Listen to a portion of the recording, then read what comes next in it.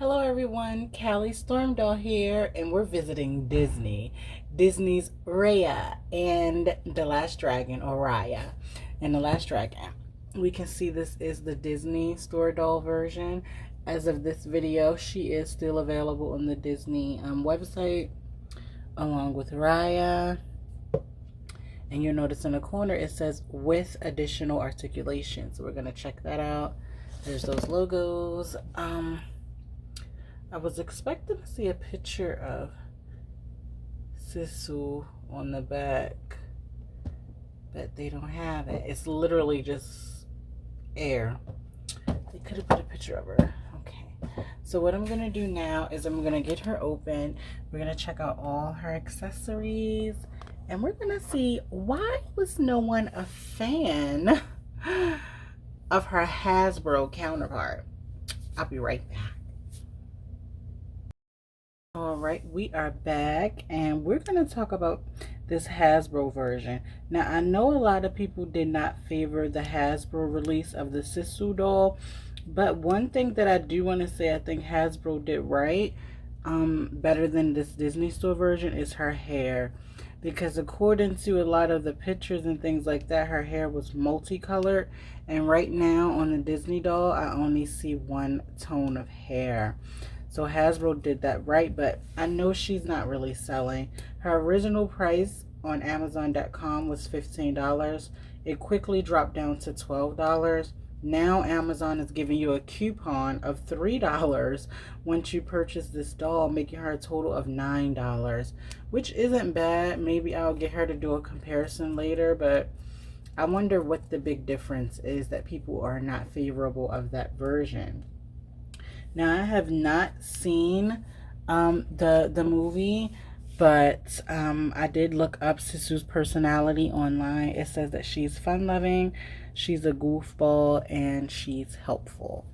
So that's pretty cool. One thing I also want to say about the Disney store is to not give away spoilers, because right on the front it says human version. So if it didn't say that, I wonder if some people, because honestly, I didn't think that she was the dragon, but through media and merchandise, I learned that she's actually a dragon. So there you go. So this is her face sculpt, which looks just like she hopped out the movie. One thing people cannot take away from Disney, they are excellent when it comes to sculpting cartoony faces. Now let's take a closer look at her hair. So her hair does have different shades in it, but sadly it's just shades of blue. They didn't do like a lot of different colors. But I can see that they did take the time to actually try to twist up her hair to try to give her like a dreaded lock look. Nice. Her hair goes to the top of her belt. Her outfit is highly detailed. You can see we have the strap inside. And then we have her fur going around her shoulder. Of course, we have the faux buttons, the flap design. And it actually feels like a warm piece. It's not a thick piece, but it does feel warm. This is her belt. I do believe this is all one piece. Yes, it is. It Velcros in the back, which is pretty cool. So underneath, these are the tops of her pants. And you can see her pants Velcro in the back as well. They kind of look like harem pants. There you go. And then going down, you can see her feet. I'm happy that she has foot articulation. And her shoes are actually highly detailed. Disney store is stepping up. I remember when they used to give everyone those yellow flats. God, I used to hate those. And on the bottom it says Disney China. All right, now one thing that Disney was definitely advertising with these dolls is the fact that they have additional articulation. Now I'm going to go over all her articulation, and as I go over, please listen to what I'm saying, because I don't want anyone to break theirs, because I think I had almost broke mine. So she does have articulation at the head. She can move side to side, and she can swivel like that. She has articulation in her shoulder. She has one bend at the elbow. I thought it was like Barbie, and I was really trying to bend really hard, and it's not broken, but I'm letting you guys know her arms are not made to move. Her hand can swivel and it can bend. Oh, she does. She does. She has a crunch right here up at the chest. That's cool. Can she kick out? She can't really kick out because of her pants. Can't. She can kick this far forward. Not really. This far back. She does have the double bend in the knee that everyone's excited about. Does she have a thigh cut? No, I don't feel a thigh cut, but she also has foot articulation. So that's actually a lot of articulation. And if you are interested, this is her orb, which is also, oh, sorry about that, which is also highly detailed. Look at that. And you can see all around it. You can see all the sculpting. They could have just gave her a blue ball. They actually took time to sculpt that. Now, those of you who are not familiar with Disney store dolls and their height and everything, you know me, I love a good height comparator. So we're going to do a height comparison. Here's my ruler. So right now, Sisu is standing at 10.5, 11 inches. But if that isn't good enough, we can also do the height comparison. And I just grabbed some random Disney dolls from my collection. So the first one up is, we're going to look at Descendants. So this is a doll from Disney's Descendants. So you can see how they kind of, you know, how their height is like that. And I also have one of the cheerleaders from Monsters Inc. So she's right there too. Okay.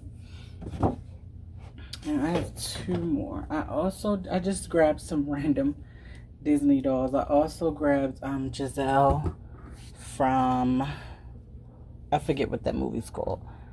Zootopia, yes. From there. And of course, it wouldn't be Disney if didn't have this one. And I'm surprised she's taller than everyone. So that's Elsa down there. Elsa's taller. Look, everyone's standing the same length. Elsa's actually the tallest. Okay, let's go in for a deeper look, a deeper comparator. So we have Elsa. I did change her outfit.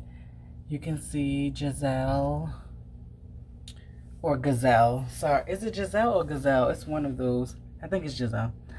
Then we have Sisu. I think her name is Jane. I could be wrong. And then we have Yaya, Sorrow Sister.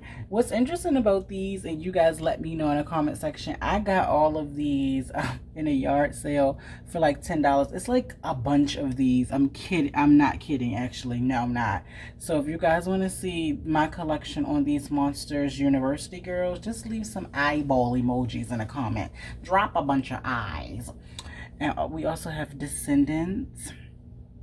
Okay, you know what I'm about to do? Something that I didn't even know. Let's talk about those joints of Disney. So I think everyone here has a different joint. So this joint, of course, is to offer them more, you know, posability. Oh, this is interesting. Look. Wow, I'm glad I left this up. So she actually has, yeah, hers is different. You know what? I think I need to do a video series. We're gonna look at these, but I think I may do like maybe a video discussion on this. So this is kind of like the latest, what the latest has. It's not any swivels. You can see no swivels, but you can kind of just do this.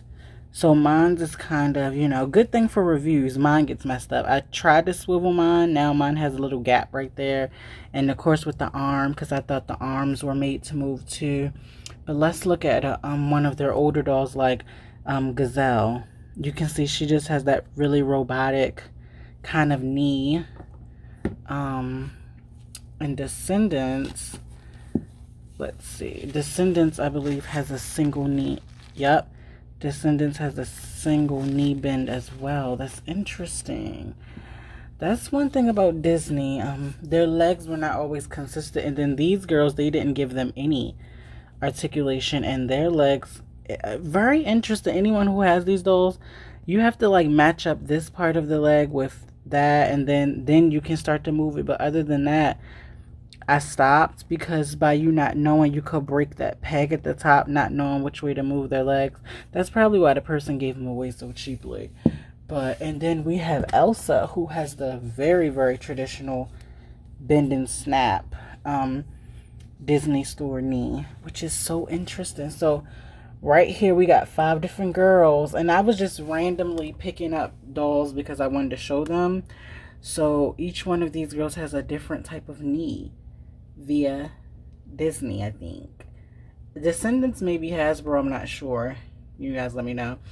But yeah, and well, also tell me what leg type is your favorite. All right, so my final thoughts on the Sisu doll from the Disney store is, once again, the Disney store did not fail when it comes to face molds.